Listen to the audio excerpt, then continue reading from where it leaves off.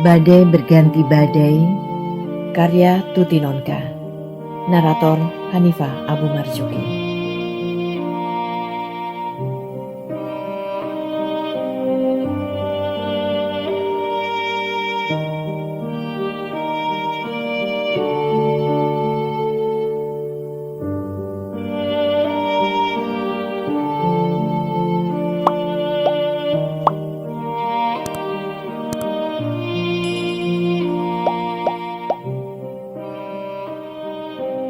Setiap kali aku membuka jendela kamar pada sebuah pagi yang baru, rumah tembok itu selalu sudah bangun terlebih dahulu dan memandang dengan marah pada keterlambatanku menyambut matahari. Ia memang kekar dan kelihatan pemarah. Tembok-temboknya tua dan tebal seperti tembok penjara. Jendelanya yang kadang-kadang menganga, seperti memandang dengan gusar pada lumut-lumut yang menumpangkan hidup di beberapa sudut tembok. Atapnya tinggi lancip, mendongak ke arah langit dengan congkak. Seperti layaknya rumah model kuno, semua daun jendela dan pintunya dibuat rangkap dua. Lapisan dalam terbuat dari kaca, sedangkan lapisan luar terbuat dari kayu tebal. Sungguh memerlukan kerja keras bagi pencuri bila ingin mengusiknya. Bagian depan rumah itu bertingkat, terkesan seakan-akan menyembul dari dalam tanah, sementara bagian belakang tetap mendekam dalam-dalam. Beberapa bagian halamannya diplester dengan semen, keruntang dan merana tanpa sedikit pun tumbuh tanaman. Satu-satunya penghuni halaman hanyalah serakan bata dan kaleng-kaleng bekas yang dilemparkan oleh tangan-tangan manusia dengan sembarangan. Pagar yang membatasi rumah itu dengan halaman rumahku terbuat dari tembok di bagian bawah dan susunan kayu tegak di atasnya yang dulu tentunya tertata bagus, tapi sekarang tinggal berupa tonggak-tonggak berjajar yang di beberapa tempat sudah ompong dan mengelupas semua catnya. Segala kesuraman dan kegersangan itulah agaknya yang membuat rumah itu selalu kelihatan gusar dan ingin marah. Aku dan Mas Yudi baru sebulan menempati rumah kecil ini. Setelah kontrakan rumah kami yang lama habis dan Mas Yudi tidak mau memenuhi tuntutan pemilik rumah yang minta kenaikan tarif sampai 50%. Sebenarnya ada juga uang kami. Tapi suamiku benci diperas-peras begitu. Ia tak suka disemena-menakan, pun tak pernah berbuat sewenang-wenang kepada orang lain. Apa boleh buat? Kami pindah. Lucunya, sewa rumah kami yang sekarang justru lebih mahal dari kontrakan rumah yang lama ditambah kenaikannya. Tetapi biarlah. Aku menyukai rumah kecil yang sekarang kami tempati. Rumah kecil, halaman kecil. Aku tak akan kerepotan mengurusnya dalam sisa waktuku yang sedikit. Setelah kesibukanku menyelesaikan kuliah, jadi asisten dosen, kerja part-time di sebuah kantor penerbitan, menulis novel, dan tentu saja mengurus suami. Lagi pula, di sini aku tidak harus selalu tertumbuk pada orang lain. Tenang dan sendiri. Di rumah kontrakan kami yang lama, yang menjadi satu dengan rumah induk, tiap kali ke kamar mandi atau ke dapur, aku harus selalu mempersiapkan senyum dan sedikit basa-basi yang kadang-kadang sungguh basi dengan pemilik rumah. Tidak apa-apa sih. Tapi kalau hati lagi kusam, meletihkan juga rasanya. Kalau senyumku kurang manis atau tegur sapaku kurang merdu, ibu tua yang bawel itu sudah bisa dipastikan akan mengomel ke kanan kiri, mengumpati kucing dan membentak anak-anak tetangga. Kini, di rumah baruku yang kecil, cerah dan rapi, aku bisa berjalan kemana saja dengan cemberut atau melotot, kalau aku memang sedang ingin begitu. Sambil menunggu nasi di dapur masak, Aku bisa memikirkan atau meledek kelakuan tokoh novelku tanpa terganggu oleh pertanyaan-pertanyaan ceriwis ibu pemilik rumah. Dan kalau mahasiswa-mahasiswa praktikanku datang untuk konsultasi laporan, aku tak perlu risau oleh wajah si ibu yang curiga melihat aku dikunjungi pemuda-pemuda yang tidak jarang kelihatan lebih dewasa dari aku dengan cambang dan kumisnya. Lebih dari itu, aku tak perlu terganggu lagi oleh suara radio si ibu yang tak pernah diam. Pokoknya aku sekarang merdeka. Kalau saja sejak dulu aku hidup seperti ini, barangkali aku sudah bisa jadi Master of Science atau menghasilkan karya-karya besar seperti Tolstoy atau Hemingway. Jendelaku pentang lebar-lebar. Belum terlalu kesiangan sebenarnya. Pagi masih mengantuk dan sayup oleh kabut. Mas Yudi membalikkan tubuh membelakangi jendela, menutup sisi wajahnya dengan bantal. Kupandang suamiku sejenak. Aku tahu semalam dia tidur jam 2 lebih. Dan itu biasa. Asik menyusun proposal feasibility study sebuah pabrik makanan ternak. Begitulah kalau aktivitas mahasiswa kerja sambilan. Proyek-proyek penelitian rupanya sudah mulai bisa menghidupi orang-orang yang punya keahlian berorganisasi dan manajemen. Mas Yudi sendiri bertindak selaku pimpro pada proyek penelitian itu, membawahi sarjana-sarjana ekonomi, insinyur-insinyur peternakan, juga ahli-ahli komunikasi massa. Padahal, ia sendiri hanya seorang mahasiswa yang baru menyusun skripsi.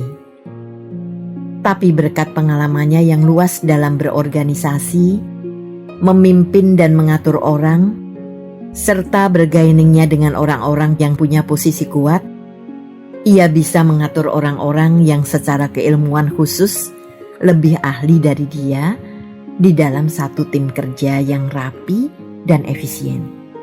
Ya, itulah salah satu yang membuatku mengagumi dia. Mas Yudi rupanya benar-benar masih ingin tidur. Biarlah dia memanjakan kantuknya barang seperempat atau setengah jam lagi.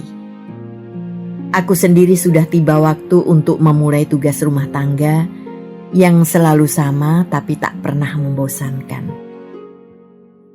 Kau ke fakultas nanti, Dek? Mas Yudi bertanya ketika kami sarapan bersama-sama. Mungkin tidak. Gak ada praktikum lagi. Tugasku tinggal ngoreksi laporan anak-anak saja, sahutku. Kukumpulkan kulit telur rebus kami yang bertebaran ke dalam piring kotor. Skripsimu sudah ACC? Sebetulnya sudah. Tapi Pak Hotma bilang, bahasanya jangan kayak novel. Cari-cari saja dia. Bahasaku sudah bagus kok. Gak ada satupun kata betapa di sana. Mas Yudi tertawa sampai hampir tersedak. Ia selalu sakit kepala bila menjumpai terlalu banyak kata betapa di dalam cerita-ceritaku. Kayak roman zaman balai pustaka katanya. Aku sendiri risih dengan kata itu, tapi tak pernah berhasil menemukan kata lain yang bisa menggantikannya dengan tepat seperti apa yang kumaksud. Apa boleh buat? Mudah-mudahan saja tidak semua orang suka sakit kepala seperti suamiku. Mas, sudah berkenalan dengan Bu Amah, tetangga sebelah? Aku bertanya. Yang rumahnya kekar dan selalu ingin marah. Aku tertawa.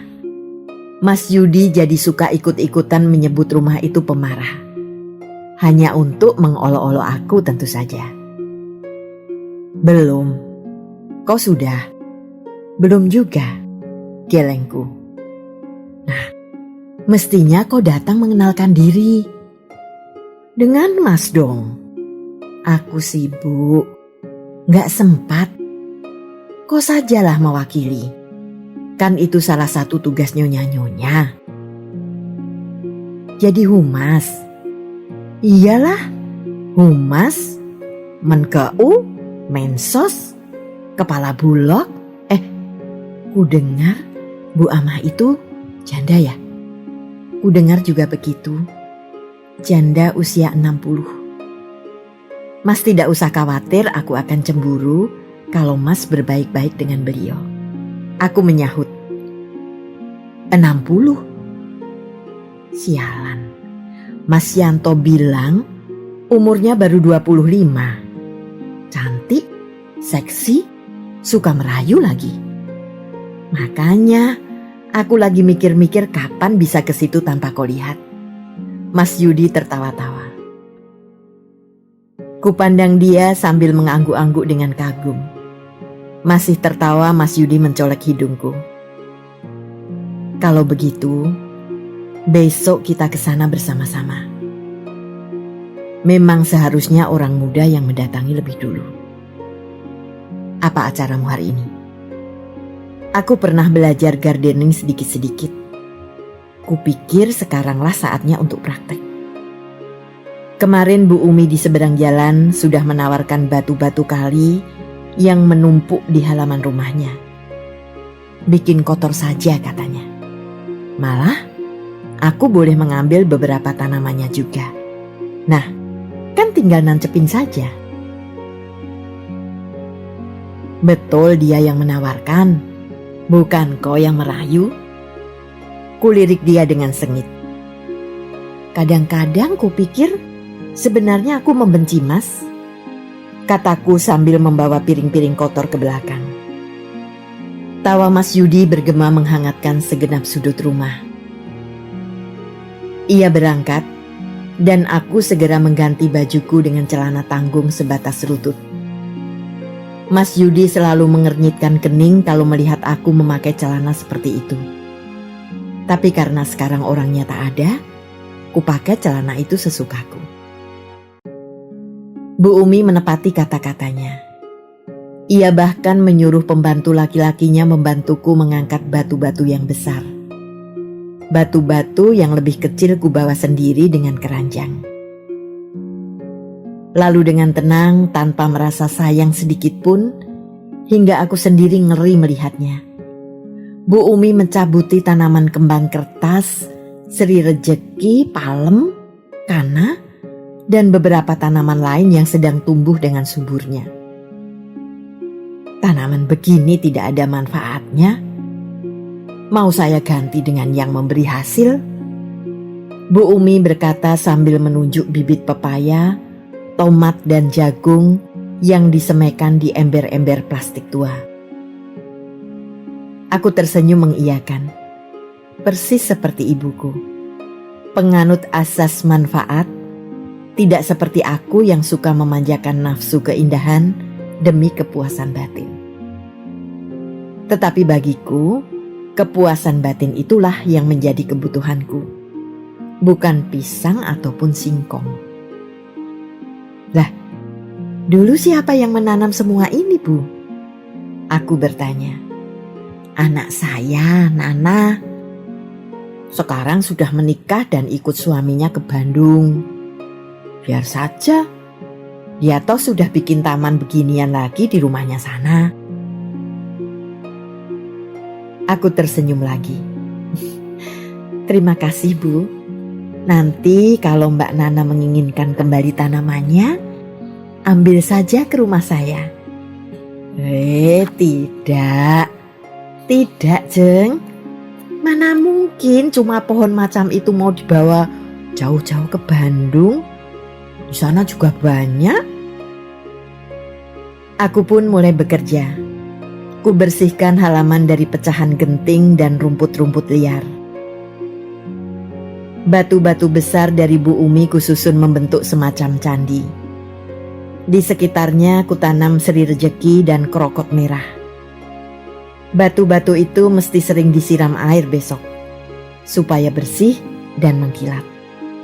Alangkah senangnya kalau ada bata untuk membuat batas jalan lengkung menuju pintu depan. Mas Yudi pasti mau membelikan barang 100 biji untuk keperluan ini. Tiba-tiba aku ingat Tante Frida yang selalu menolak menyebut puring dan mengatakan sebagai Codium variegatum. Demikian pula Coleus hybridus enggan disebutnya jawer kotok. Ya, mungkin karena dia terlalu sayang kepada tanaman-tanaman itu, sehingga tidak tega memanggil dengan nama pribumi yang kadang-kadang memang tidak indah. Jadi bukan karena sok ngeropa seperti kata Mas Yudi. Aku toh harus mengakui, Tante Frida yang kemudian menambah namanya dengan Cordylina, nama sebuah bunga yang entah bentuknya seperti apa, benar-benar lihai soal tanaman dan gardening. Aku sedang asik memilih tanaman yang akan kutaruh di dekat pintu ketika sebuah suara mengejutkanku dari keasikan kerja. Nak, sedang bikin taman ya? Aku mengangkat muka dan menoleh. Di sana, di belakang pagar kayu usang yang sudah mengelupas catnya, seorang ibu tua dengan kain dan kebaya lusuh memandangku dan mencoba tersenyum ramah, setengah ragu dan setengah takut. Tubuhnya kurus dan lisut, sementara rambutnya yang dikonde kecil dan menceng berwarna-warni antara abu-abu dan putih. Wajahnya penuh keriput dan matanya yang hampa seperti mata boneka, setengah tertutup oleh pelupuk yang berat menggantung. Sedang bikin taman ya, Nak? Ibu itu kembali menyapa. Ekspresi wajahnya begitu rupa, seperti kanak-kanak yang memohon agar kehadirannya tidak ditolak. Aku terlompat dari keterpanaanku dan cepat-cepat membalas senyumnya dengan seramah mungkin. Iya, Bu, sahutku membalas sapaannya. Kucelupkan kedua belah tanganku yang kotor dengan tanah ke dalam ember air yang bersih. Dan seperti anak kecil, ku keringkan tanganku yang basah ke paha celana. Lalu dengan tergopoh-gopoh ku hampiri pagar tempat ibu itu berdiri. Tidak bisa tidak, inilah Bu Amah yang tinggal di rumah pemarah itu. Tak kusangka sudah begitu tua dan ringkih. Kuulurkan tanganku lewat lubang lebar di antara jajaran-jajaran kayu. Tangan Bu Amah terasa lembek dan tak bertenaga ketika menerima jabat tanganku. Perkenalkan Bu, saya tetangga ibu yang baru. Maafkan kami belum sempat sowan ke rumah ibu. Baru pindahan, masih repot mengurus ini itu. Aku berkata dengan permohonan maaf. Saya juga minta maaf, belum dapat menyambut kedatangan keluargamu, Nak. Sudah 3 minggu ini saya sakit. Suara Bu Amah lirih dan terputus-putus. Oh ya? Sakit apa, Bu? Sudah dibawa ke dokter? Simpatiku segera saja tumpah. Penyakit yang biasa saja, Nak. Sudah puluhan tahun saya sakit rematik dan asma. Ya, saya diamkan saja. Biasanya cuma saya gosok-gosok dengan minyak angin. Ongkos dokter mahal. Lagi pula tidak ada yang mengantarkan saya pergi. Oh ya, saya dengar ibu tinggal sendirian di sini. Tanyaku dengan iba. Iya, Nak. Makanya rumah saya kotor, buruk. Saya tidak kuat lagi bersih-bersih halaman seperti Nak ini. Oh ya, Nak siapa namanya? Ibu bapak tinggal di sini juga? Nama saya Leli, Bu. Sahutku cepat-cepat. Menyesali kelalaianku tidak memperkenalkan nama, mentang-mentang aku sudah tahu namanya. Ibu bapak tidak tinggal di sini. Saya tinggal dengan suami saya, Edi Wahyudi. Oh, mulut Bu Amah membentuk bundaran. Dipandangnya aku seperti baru sekarang benar-benar melihatku setelah sejak tadi bercakap-cakap. Nak sudah bersuami. Berapa umur nak? 25, sahutku tersenyum. 25, Bu Amah mengulang, seakan membayangkan berapa banyaknya angka itu kalau dijajarkan. Saya dulu menikah umur 19. Tapi nak kelihatan masih bocah. Aku tertawa. Kami masih sama-sama mahasiswa, Bu. Aku menjawab. Bu Amah mengangguk-angguk sambil masih tetap memandangku. Kalau Ibu menginginkan, saya bersedia menata halaman rumah Ibu. Aku berkata sambil melayangkan pandangan ke halaman rumah Bu Amah. Sekonyong-konyong mataku terhenti pada tumpukan bata di pojok utara, sisi yang jauh dari halamanku. Aku butuh bata itu, juga kaleng-kaleng bekas yang tertimbun dengan nelangsa di sana.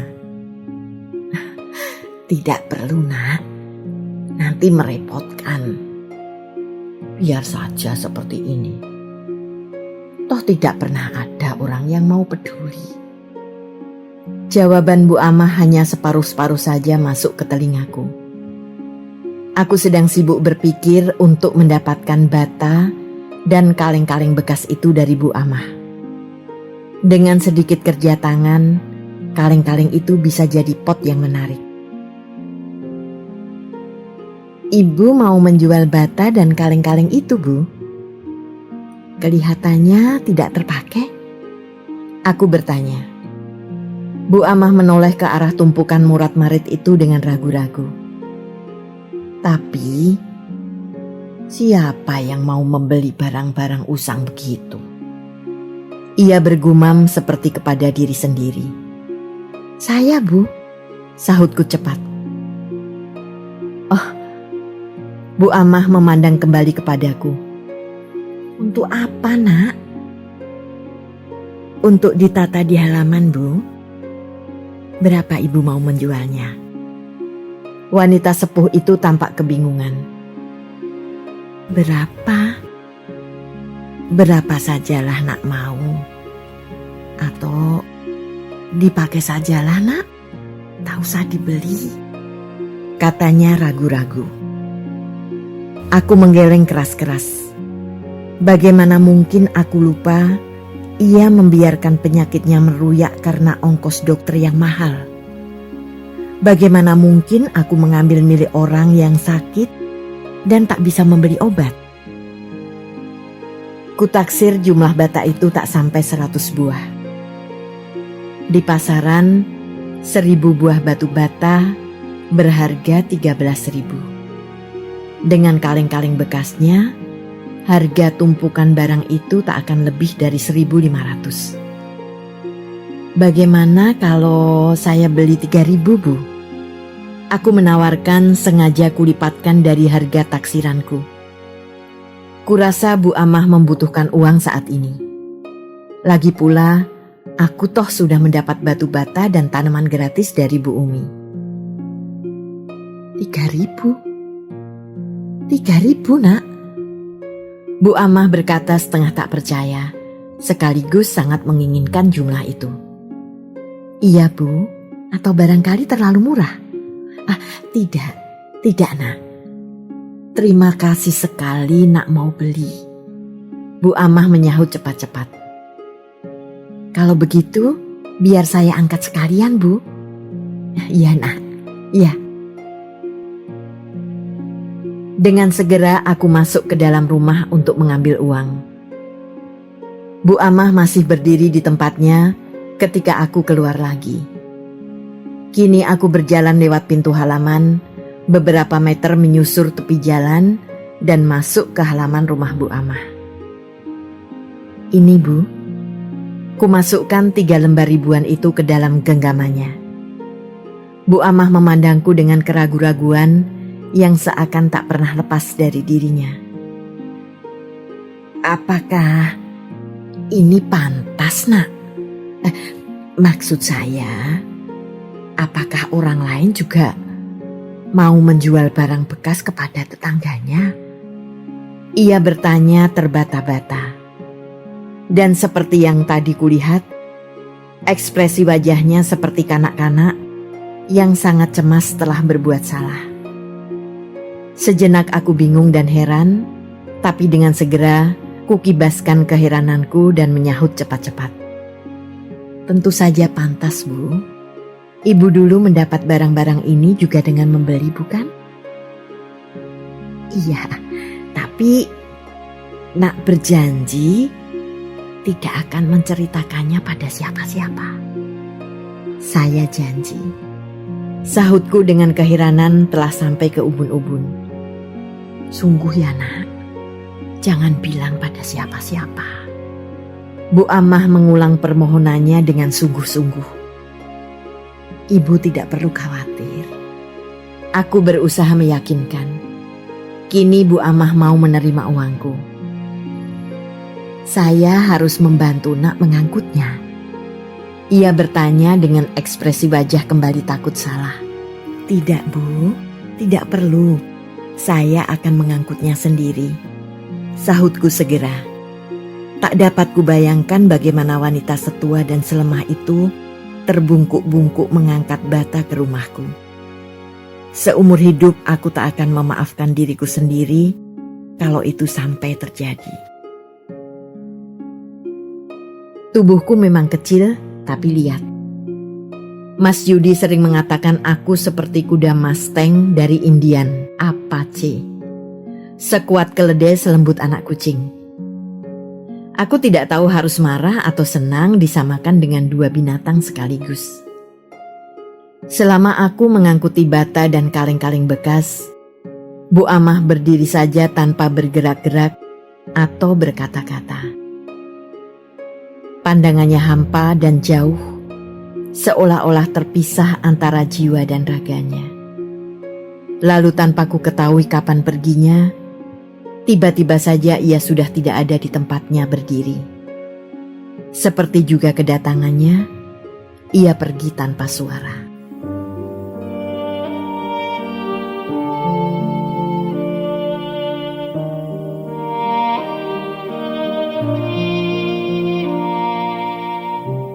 Terima kasih telah menikmati cerita ini. Tuliskan saran atau komentar di bawah untuk memperbaiki channel ini. Jangan lupa tekan tombol subscribe, like, and share.